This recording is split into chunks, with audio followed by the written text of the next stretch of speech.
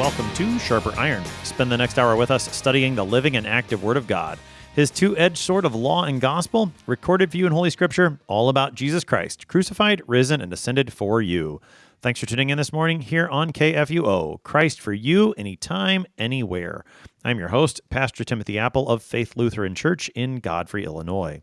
Sharper Iron is underwritten by Lutheran Church Extension Fund. Together in Faith, LCEF helps to start, sustain, and strengthen LCMS ministries through financial and strategic partnerships. Visit lcef.org for more information. On this Thursday, February 27th, we're studying 1 Samuel chapter 14, verses 1 to 52. In today's text, Jonathan strikes a blow against the Philistines with the Lord's help, but King Saul's foolish vow keeps the victory from being greater. To help us sharpen our faith in Christ as we study God's Word today, we have with us regular guest, Pastor Carl Roth. Pastor Roth serves at Grace Lutheran Church in Elgin, Texas. Pastor Roth, welcome back to Sharper Iron. Glad to be with you. Thank you. As we get started today, Pastor, give us the context. What do we need to know as we prepare to look at this chapter? Well, 1 Samuel is the transition from the period of the judges to the period of the kings. And Samuel, had been opposed to the idea of the kings, but the Lord tells him in chapter 8, the people want a king, and so they're not rejecting you, Samuel. They're rejecting me as being king over them, and give them what they want, right? But then also give them all this warning about what's going to happen when they get a king. And I think today we do get a glimpse into how things go wrong once you have a king. Now, the Lord had also promised that he would deliver his people from Philistine domination through the kings that he would send. So that's in chapter 7 and chapter 9. And so we'll see today Jonathan actually trusting that promise that the Lord would be with his king and his people, and Saul not so much trusting that promise, but kind of doing his own thing. Saul had been anointed as king kind of as an obvious choice. He was taller than everyone else. He was more handsome. So like from a worldly perspective, he seemed like an ideal choice. But one interesting thing about Saul is just he never shows much sign of spirituality. He does not seem to be a man of deep or strong faith. And I would say he turns out not to be much of a prophet, priest, or king. Because he does, initially the Holy Spirit comes upon him and he's prophesying, and people are like, this seems out of character. This is a little bit odd, right? So he's not really a prophet. He tries to be a priest in 1 Samuel 13, the immediate chapter before this.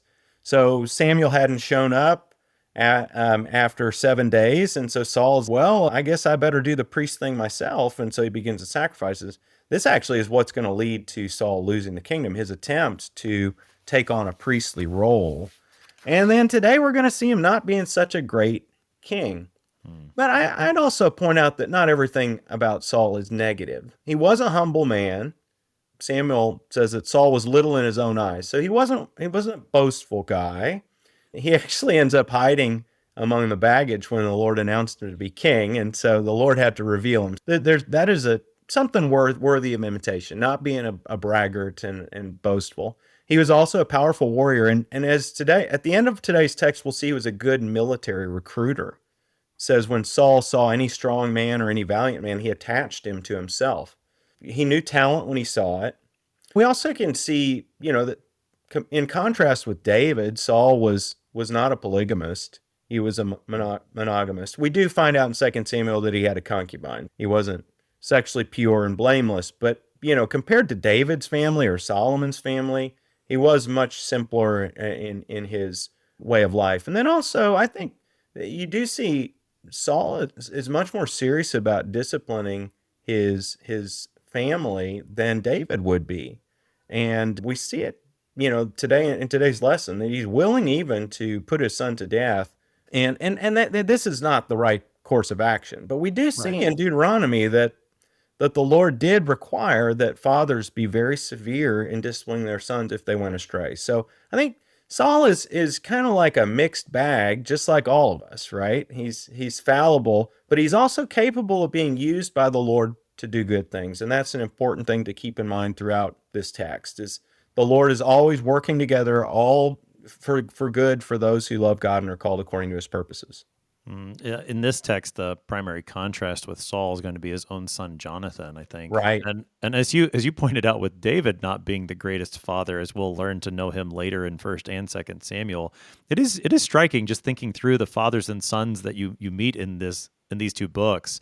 And so far they just haven't been as predictable as you'd like them to be. Eli, he was a mixed bag too, but largely faithful, had two very wicked sons. Samuel, a faithful guy, has sons who don't live up to him. Here you've got the opposite, where Saul's not the best character in the world, but his son Jonathan proves to be very faithful. Later, David will be a faithful man, but his sons don't always live up. It's just interesting how those things don't always line up like you think they should.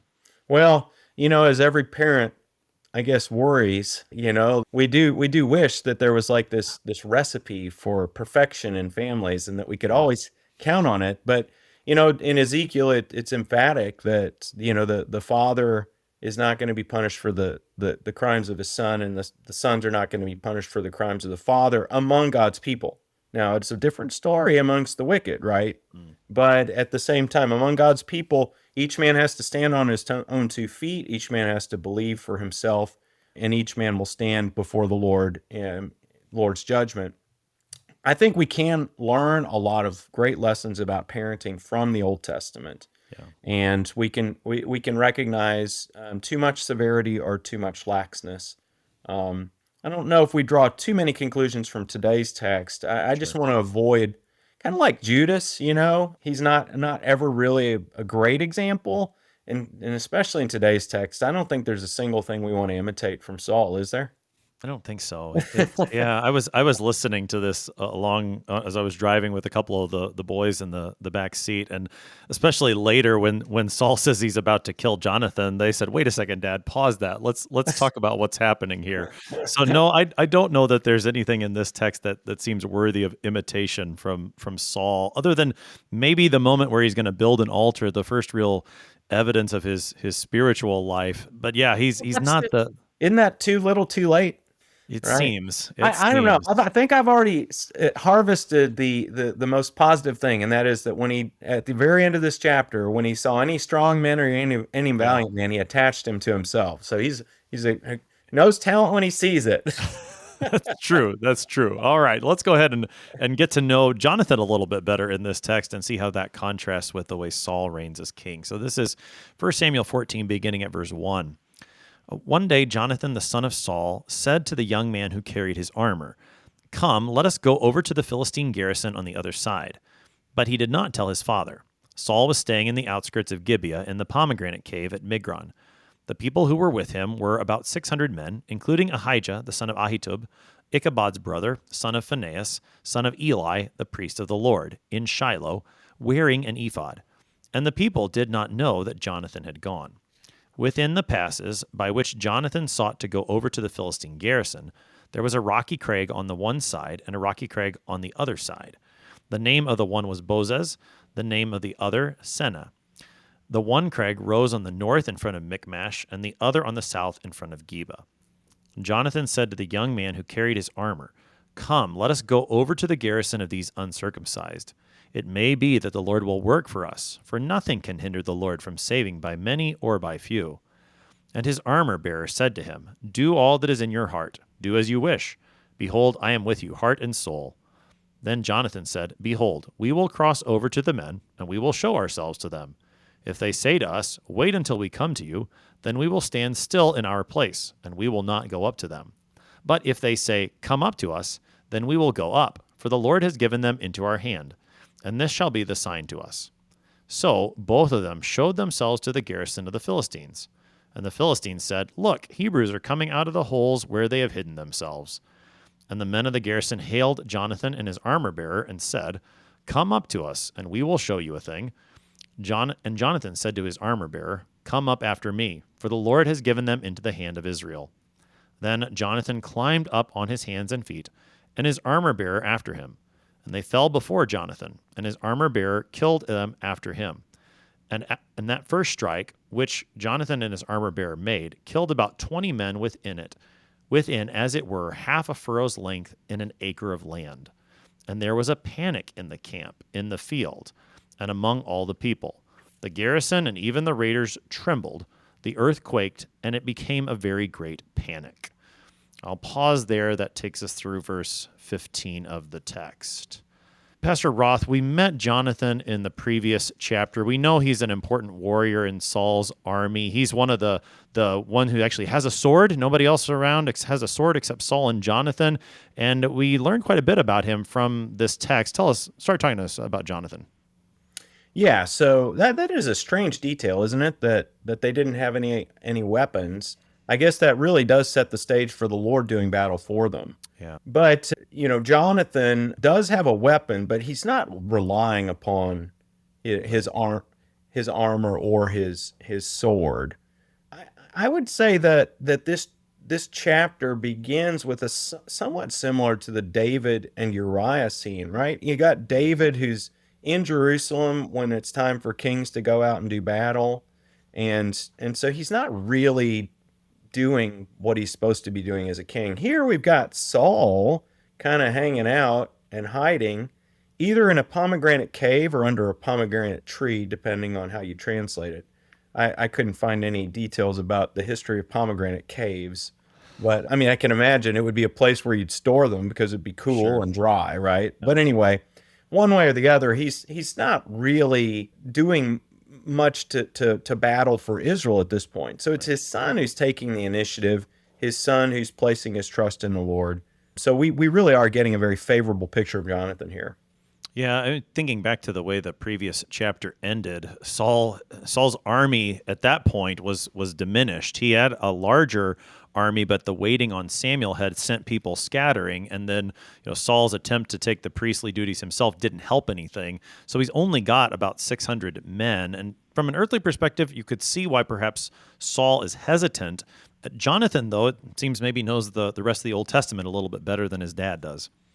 Yeah, he knows that the Lord has promised that he's going to deliver his people through the king. I'd point out that Jonathan's name means Yahweh is given.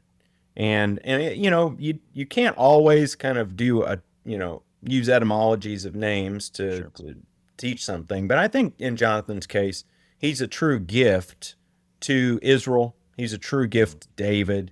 And so the Yahweh has given him here as a valiant fighter. In contrast with Saul, who takes the gifts of the Lord and really kind of squanders them. He's going to end up destroying the kingship. He's going to end up destroying his own life, which the Lord has given by falling on his own sword. Once again, this is kind of like Judas. Don't imitate Saul. Right. Um, Jonathan's confession of faith, I think, in verse 6 stands out, where he says that the Lord will work for us. He may work for us. Nothing can hinder the Lord from saving by many or by few. Oh yeah, yeah. I mean, it's if you want to just draw out a dogmatic statement, kind of like a passage that you could use as a motto, that this would be the one you'd pull from this text. Kind of like in Genesis 22, the Lord will provide, right? Yeah. Something like that. Well, here, I'd love to take this text and say, all right, this is a motto for my congregation. Nothing can hinder the Lord from saving by many or by few. It doesn't matter whether we have 50 members or 500 or 5,000 members. The Lord is going to continue to save the people that are there, and he's going to continue to reach out through his congregation to save others.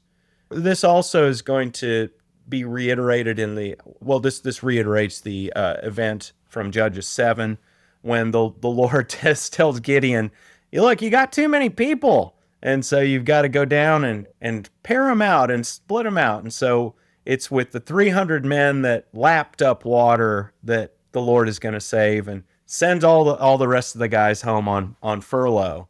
And I think this is also going to this scene is going to look a little bit like the David and Goliath scene as well. The Lord takes the underdog and wins the victory for them. Yeah, so here it's just going to be the two men who are fighting against the Philistines. Before we talk a little more about Jonathan and his armor bearer, there is another person that's mentioned in kind of meanwhile with Saul that we should just pick up briefly. Talk to us just a second about Ahijah, the son of Ahitub. Yeah, so he's the priest. We're guessing that he's probably the high priest because he's got the ephod.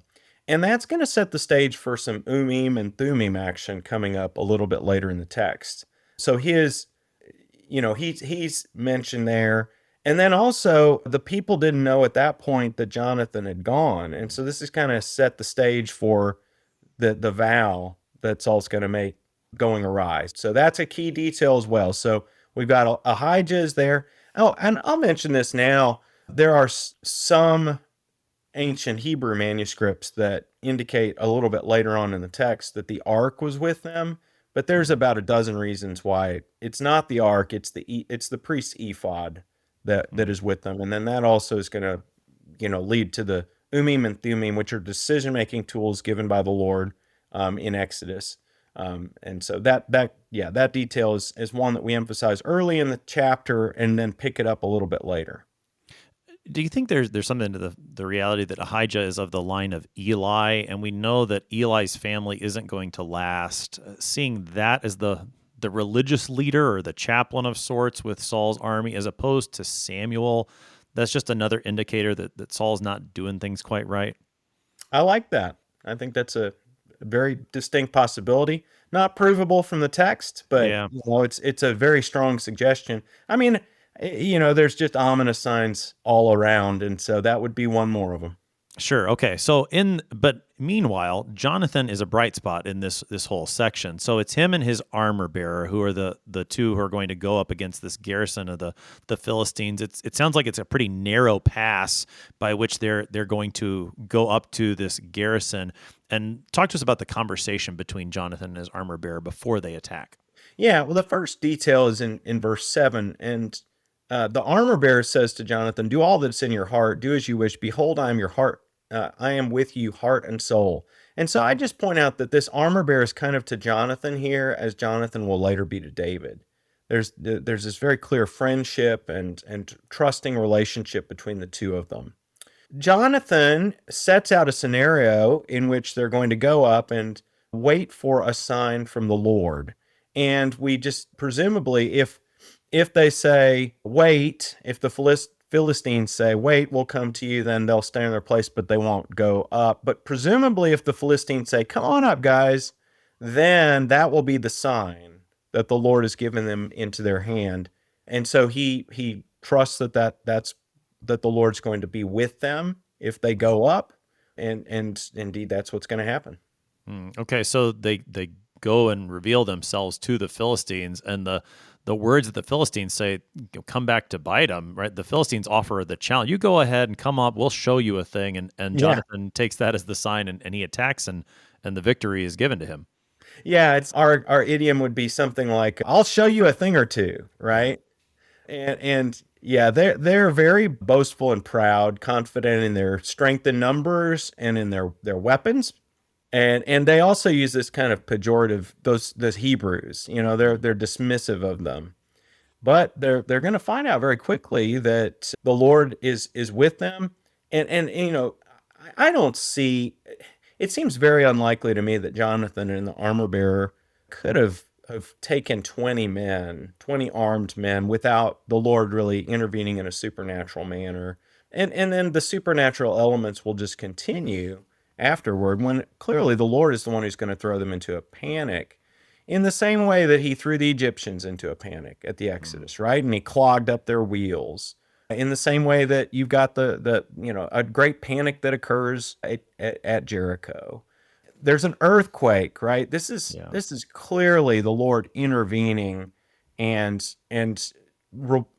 well, I want to tempted to say rewarding their faithfulness, but it's like the Lord's plan, right? Vindicating their faithfulness. Vindicating their faithfulness, right? It's not about them, right? It's not about Jonathan and his armor bearer. It's about trusting the Lord's promises and then enacting them. And that's exactly what the Lord does. He delivers for them. And it's not Jonathan trying to seek glory either. Right, he's seeking the good of the people of Israel. The Philistines are their enemy, so he's doing the Lord's will. Right. So the reality as the topography of this battle is described, that it would have been a narrow pass, and perhaps that's more conducive to two people standing more of a chance against 20. Right. The way that what verses 14 and 15 read, this panic in the camp, the earthquake, all of that makes it clear that this isn't just a matter of better battle planning on Jonathan's part, but this is the Lord at work to give this victory. Yeah, exactly. I mean, to some, the Lord uses Jonathan's natural, smarts and his armor bearer's faithfulness to get things started. But this is very clearly the Lord's work, and it's going to be basically a sign from the Lord to the watchmen of Saul. And this is going to send a signal up. Hey, the tide has turned. This is now an opportunity. And yeah, this is, I mean, it's going to say that the Lord saves later, right? Yeah. It's not going to say that Jonathan was super awesome. Although, you get that kind of implied. But yeah, I mean, verse 23, we're going to hear the Lord saved Israel that day. Yes, that's right. Yeah, I mean Jonathan is kind of super awesome already. We've had his dad take some credit for things that Jonathan has done in the previous texts, but now we see it yet again. This is the Lord's victory, as you said. A sign to Saul and his army is what's intended, and they see this, but things don't go quite as they should. So let's keep reading here. This is 1 Samuel 14. Now we're at verse 16. And the watchmen of Saul in Gibeah of Benjamin looked, and behold, the multitude was dispersing here and there. Then Saul said to the people who were with him, Count and see who has gone from us. And when they had counted, behold, Jonathan and his armor-bearer were not there. So Saul said to Ahijah, Bring the ark of God here. For the ark of God went at that time with the people of Israel.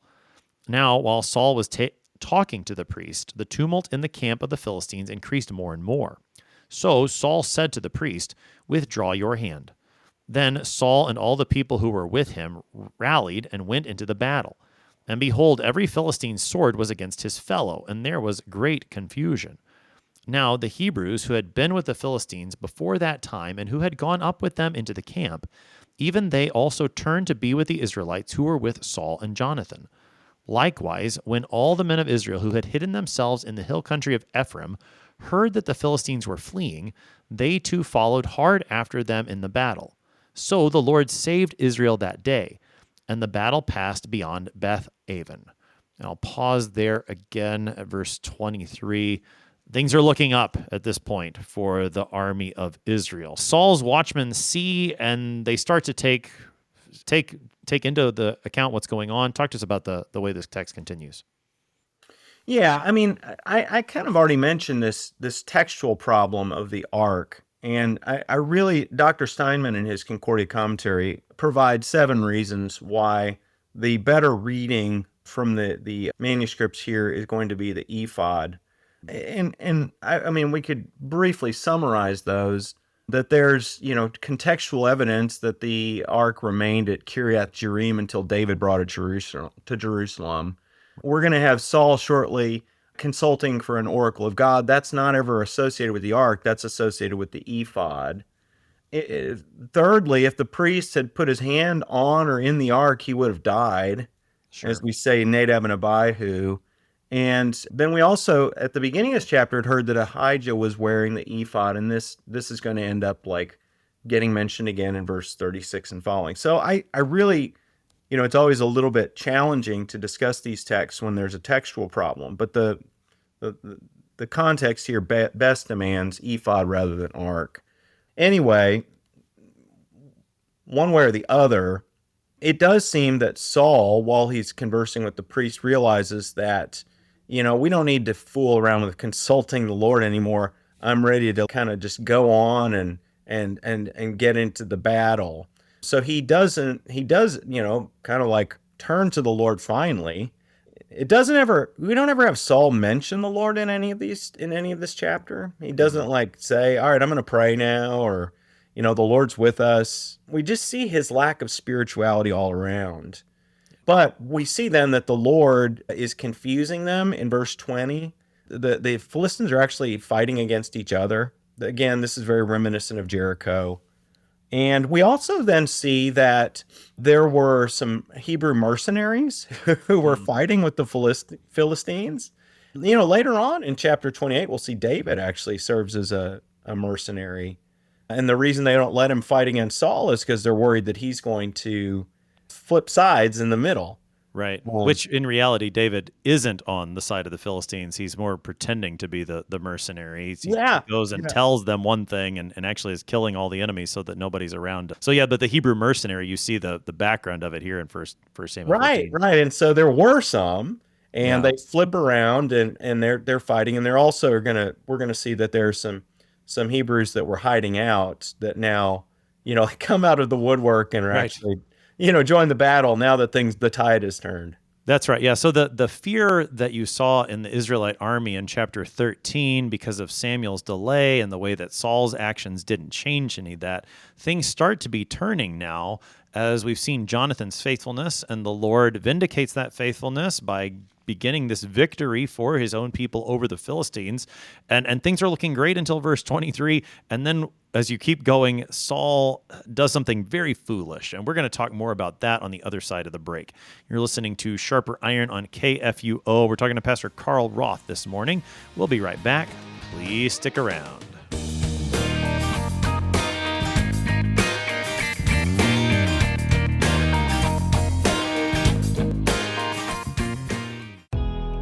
Who does Lutheran Church Extension Fund serve, you ask? It's simple. We serve Lutheran Church Missouri Synod ministries and church workers with loans and ministry services.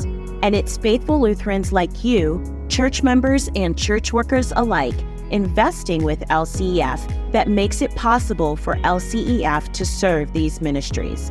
Learn more at lcef.org. LCF is a nonprofit religious organization. Therefore, LCF investments are not FDIC-insured bank deposit accounts. This is not an offer to sell investments or solicitation to buy. LCF will offer and sell its securities only in states where authorized. The offer is made solely by LCF's offering circular. Investors should carefully read the offering circular, which more fully describes associated risks.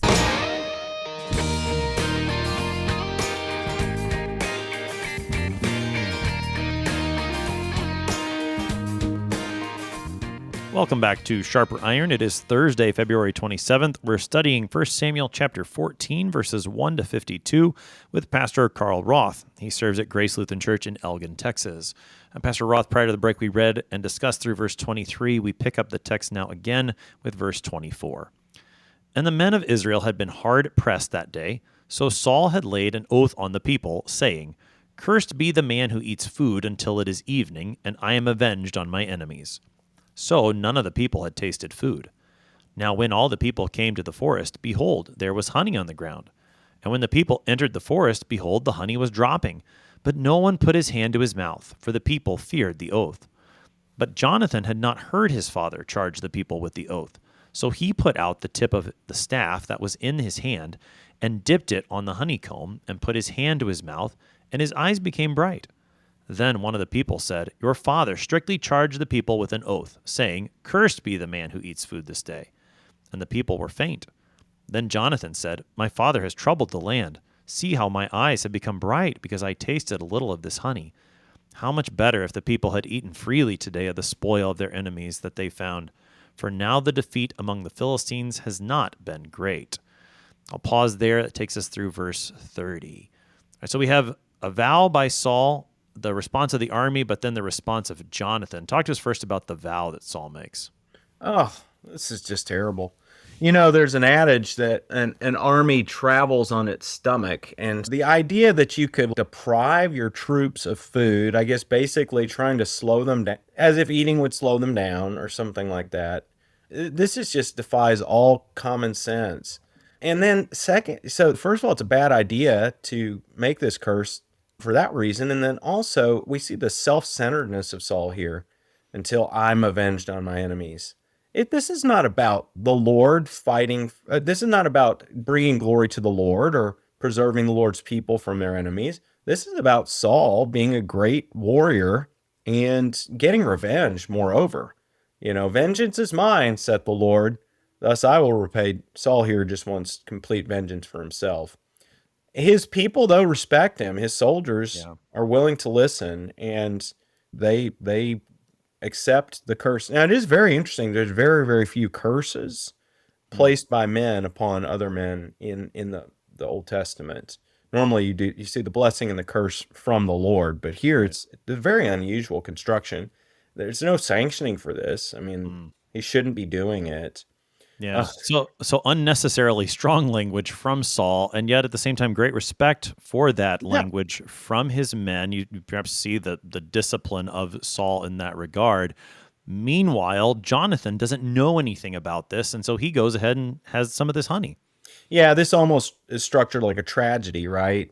Somebody a good man who does something kind of like inadvertently to transgress without knowing, and then it's going to end up creating a dilemma.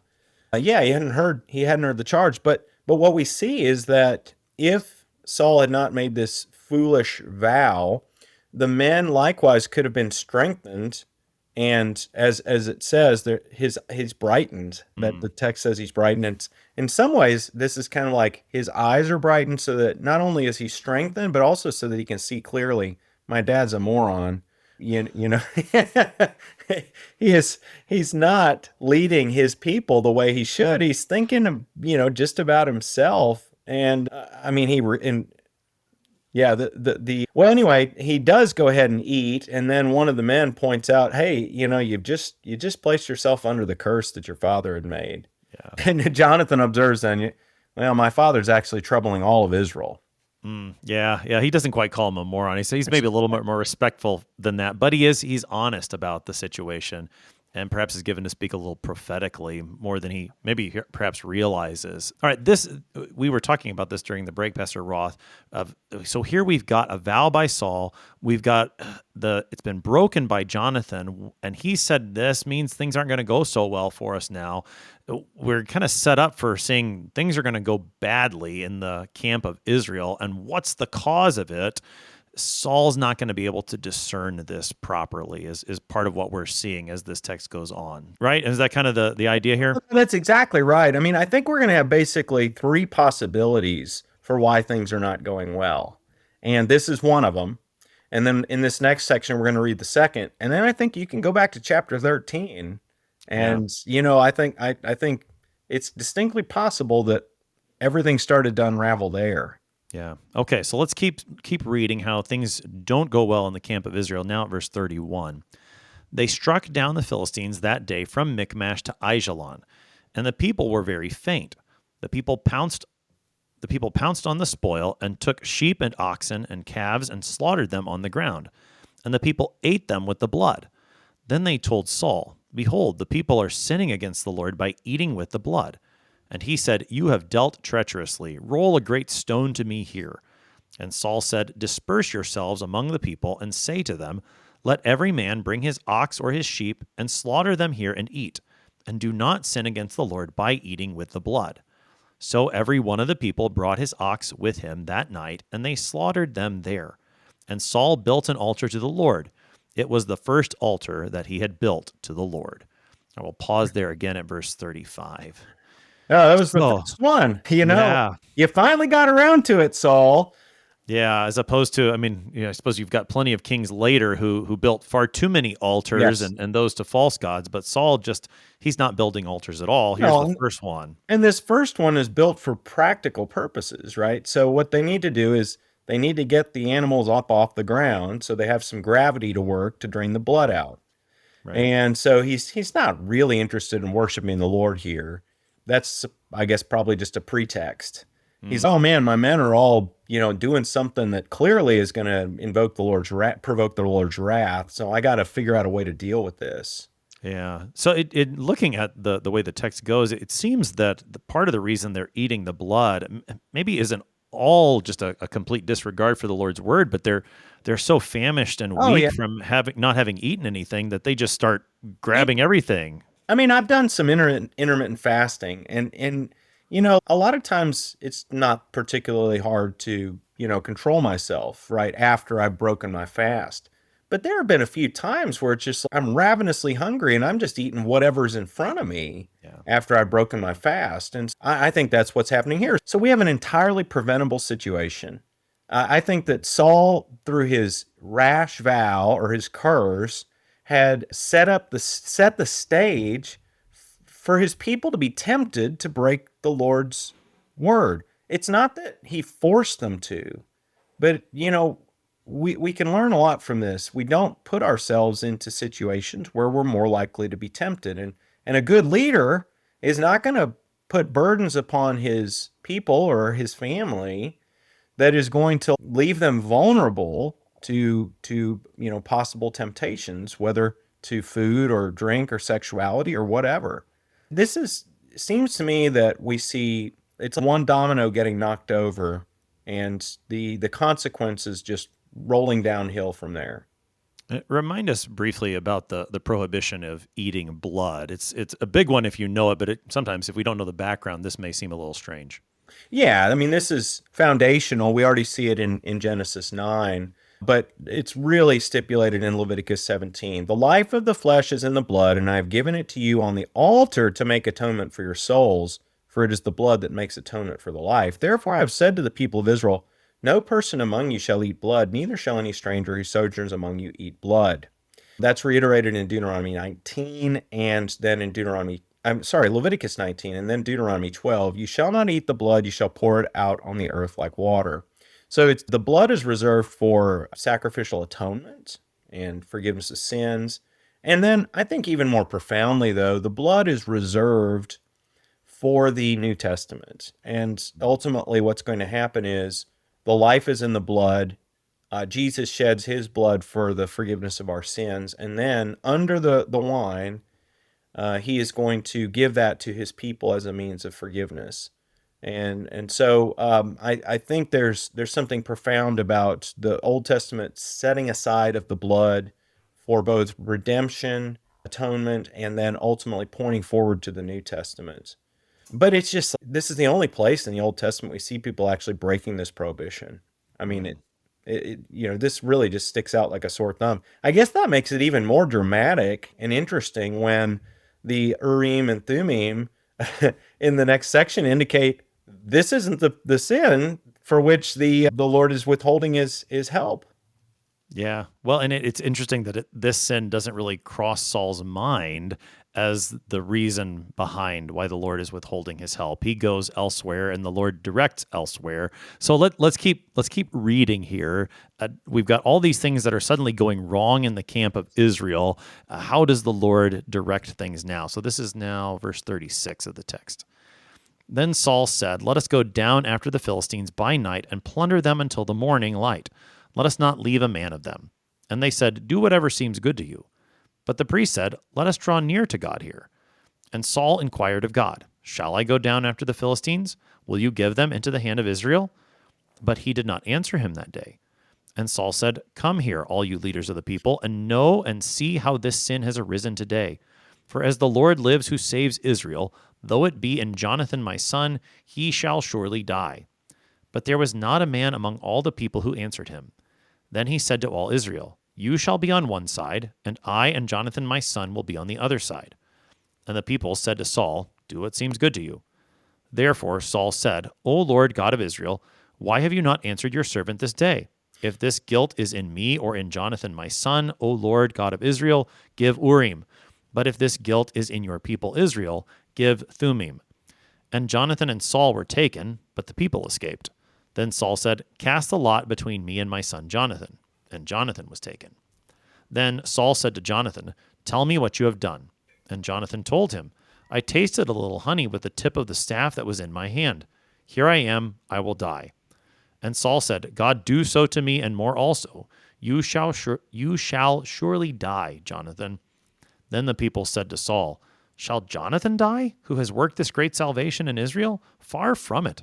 As the Lord lives, there shall not one hair of his head fall to the ground, for he has worked with God this day." So the people ransomed Jonathan, so that he did not die. Then Saul went up from pursuing the Philistines, and the Philistines went to their own place. It's a pretty dramatic text. They're one night, they're getting ready to attack. The priest says, "Hold on, let's ask God." God doesn't answer, and then this builds to almost killing his own son, and the people have him saved, and then it's like this let's just go home now. My goodness, it is really just the wheels are coming off very quickly. And It seems to me that Saul probably is thinking that the fault is likely with the people for consuming the blood, because he Maybe puts so. them all Yeah. over on one side, and then he really, I'm guessing, doesn't think that the fault is going to fall upon either him or Jonathan. I think he's kind of shocked when the Urim and Thummim indicate that. There's some I, very Go ahead, please. well, no, I appreciate that, and I think you might be. I think that's a good point. Then, so he is perhaps thinking, oh, this isn't my fault. It's probably not Jonathan. It's gonna land over there, and such that by the time it does land on Jonathan, he's so worked up and he's ready to kill Jonathan. There's no self reflection on Saul's part at all that maybe it's his fault. Yeah, I mean, this is, if we want to take a spiritual lesson from this, it's you need to examine yourself. Let a man examine himself Yeah. and test yourself to see whether you're in the faith, Paul says. Chances are, if things are going wrong, it's more likely to be your fault than it is the people around you. Yeah. I mean, this is always because we're bad trees. We're oftentimes going to bear bad fruit. We need, even our even though we have the new man in us, the good tree that bears good fruit, we also oftentimes battle that bad old Adam. And so start by looking in the mirror and see if he's to blame. Saul takes the exact opposite approach here. We also see this is very unusual and strange that we see him using Urim and Thummim initially, and that's a decision-making tool. But then it switches over to lots, and he seems to use the Urim and Thummim as lots between him and Jonathan. I don't think we can say with certainty that Saul is using these decision-making tools properly. We do get the results here that Jonathan had done something wrong, but really, who's to blame for this terrible situation they're in? It's really Saul. So I do think this probably connects us back to the previous chapter where Saul had taken matters into his own hands. He was not the one who was supposed to be making the sacrifices. He was supposed to wait for Samuel to show up. And here, I'm not 100% sure he's using the decision-making tools correctly. I think the blame really lies squarely on his shoulders. So talk a little bit about Urim and Thummim. They're kind of mysterious things in the Old Testament. They come up with the priestly vestments, I think, in Exodus when the tabernacle's being given, and they show up a few places to pique our curiosity, but not enough to give us all the details as to exactly what they were or how they worked. Yeah, so the first mention of them is in Exodus 28:30. Where Moses is instructed to place them in the breastpiece that was attached to the high priest ephod. And so we got that detail about the ephod on the priest today. And they would always be there when the high priest came into God's presence. And we're told that they're said to be for the purpose of decision or judgment. We don't learn anything about their origin or their construction. They weren't manufactured with the breastpiece, with the ephod, or the other priestly vestments. Most likely, they were gifts from God to the people of Israel. It's interesting thinking about the name Jonathan here, meaning, gift from the Lord, and then we get these things that seem probably were gifts from the Lord. They're not going to end up getting mentioned again after the reign of David. But we do see a number of times in Joshua and Judges and 1st and 2nd Samuel where they are used to make decisions. Now, the different thing, lots are a different animal, right? So lots were used to choose between alternatives. And, whether or not, so basically the course of action has already been determined when you're using lots. I mean, we've got a goal in mind. Now we just need to decide between alternatives. The Urim and Thummim actually were a revelatory tool that could actually give instructions to the Israelites. And it seems to me that Saul is not using the Urim and Thummim correctly here. He's using them more as lots. So I really think that this chapter is showing us that Saul is kind of maybe coming unhinged and is just not real. He's not pious, right? He's not spiritual at all. He doesn't know what the proper purpose of an altar is for. He had taken into his hands in the earlier chapter the sacrifices. I don't know. Maybe he's usurping roles of priests and and prophets that he really should not be, and he's not even being a good king. Yeah, I guess I always thought that the lots that get cast that are mentioned referred back to the Urim and Thummim in maybe a less than pious way. But you're suggesting that the Urim and Thummim are only used in what, verse 41, and then verse 42 is a separate decision making, you think? I do think that I'm following Dr. Steinman on this. Okay, That, you know, okay. he thinks that Saul is actually deploying these these Urim and Thummim as lots. Okay, but he And shouldn't so really you be get the doing that. language of lots in there, but it's not, we're just kind of like, they're not separate things here. It's just all muddled together. Now, is it possible that there were some lots being used as well? Yes, but I just think it's just all very confused, and Sure. Saul seems kind of panicked and not pious. Okay, yeah. All right. So Saul is, as you said, the wheels are kind of coming off. He seems a little unhinged, and it grows because as things perhaps are not turning out the way he thinks they're going to, here stands Jonathan before him as the guilty one identified in this manner. Jonathan confesses. Jonathan says, I will die. Saul's ready to kill him until the people intervene. I suppose just the thought of Saul about to kill his son because of a bad oath reminds me of the book of Judges and the account of Jephthah. Yeah, and so interestingly enough, Pastor Apple, you and I did that episode together as well. Oh, did we? Okay. How about that? We did indeed. This is the first thing that came into my mind on this text. Yes, Jephthah makes an oath, and it ends up leading to the death of his daughter. Which in this case, the people intervene and Yes. such that Jonathan is saved, which is what you really want to happen in Judges chapter 11, and it never know. does by anyone involved. But I mean, I suppose there's that one shining, silver lining here is that the people say, no, Jonathan is the hero of this story. We're not going to kill him, and they prevent Saul from doing his son harm.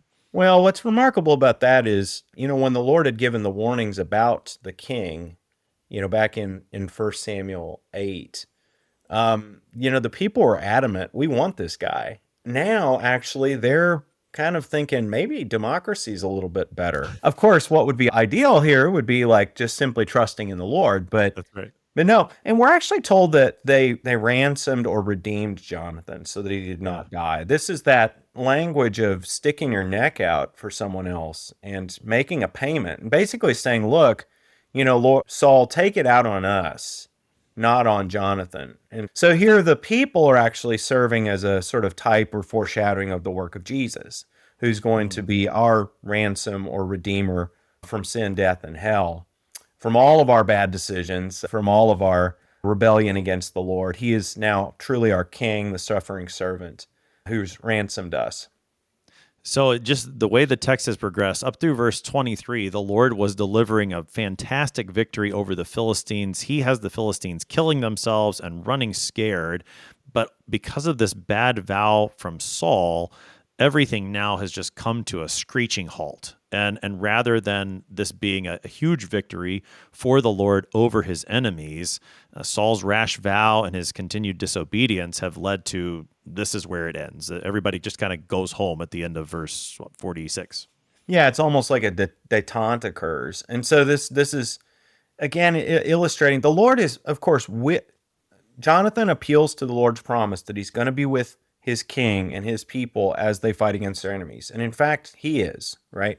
But at a decisive moment, Saul basically throws a wrench into the gears and just messes everything up with his rash vow and his, misappropriation of the altar and his misuse of Urim and Thummim.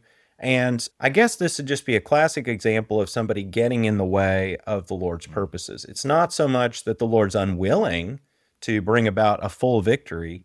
It's that the Lord had also said, if you disobey, then you are going to experience the consequences. And also the people are going to, the king is the head of the people and the representative of the people before the Lord. And so it's absolutely crucial that the king be a righteous man and one who is going to keep the word of the Lord and act and obey the word of the Lord.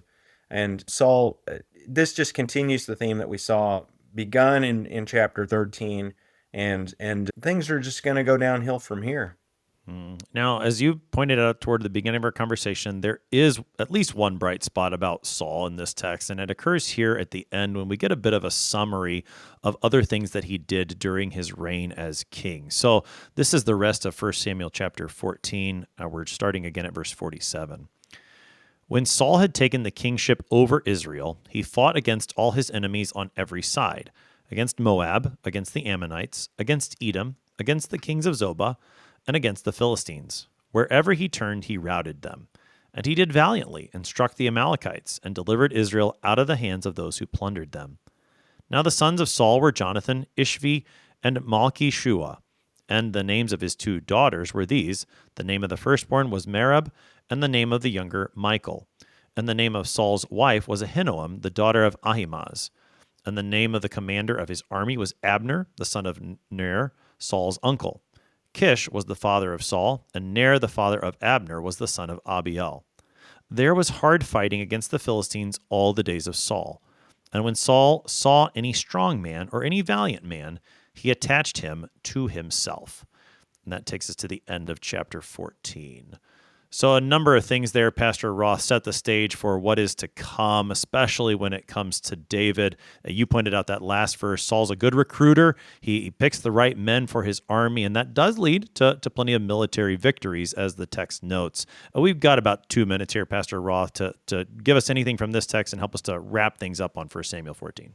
Yeah, so that last phrase sets the stage for David being recruited into Saul's service. So he recognizes that this guy's a winner, and his conquering of Goliath, and then it's going to be a very ambiguous relationship, on again and off again. But we do have to remember that ultimately Saul does serve to preserve Israel, right? He does keep the enemies at bay. He prevents Israel from being wiped out, and so the Messianic line is going to continue, not through Saul's loins, though, right? It's going to be through David's. And Saul is going to be instrumental in bringing David into the royal sphere. And then ultimately, David will be anointed as king and will be the father of the Messiah, of the tribe of Judah.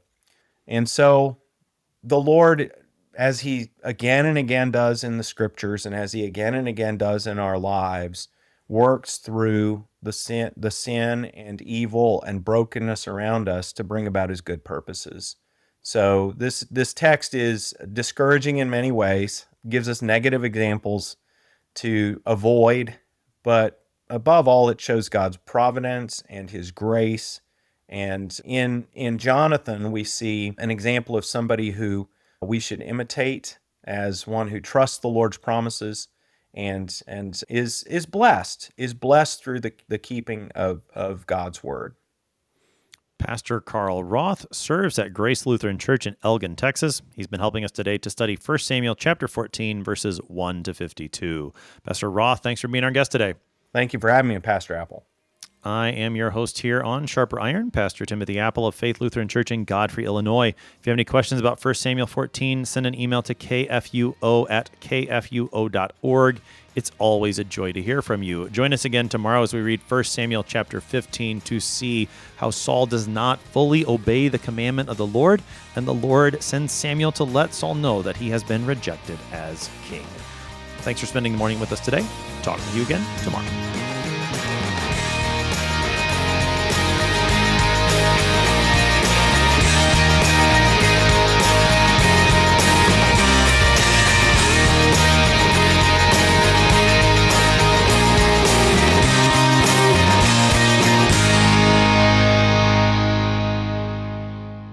Showing support for KFUO is now easier than ever. You can sport a KFUO shirt, swag, or even socks by visiting our online store. Go to kfuo.org/store and order high-quality KFUO-branded merch. You no longer need to wait for our annual share-a-thon for a chance to show your KFUO spirit. Visually share and wear this ministry out in the world by checking out our selection. Every purchase helps to support our proclamation of Christ for you, anytime, anywhere. Go to kfuo.org/store.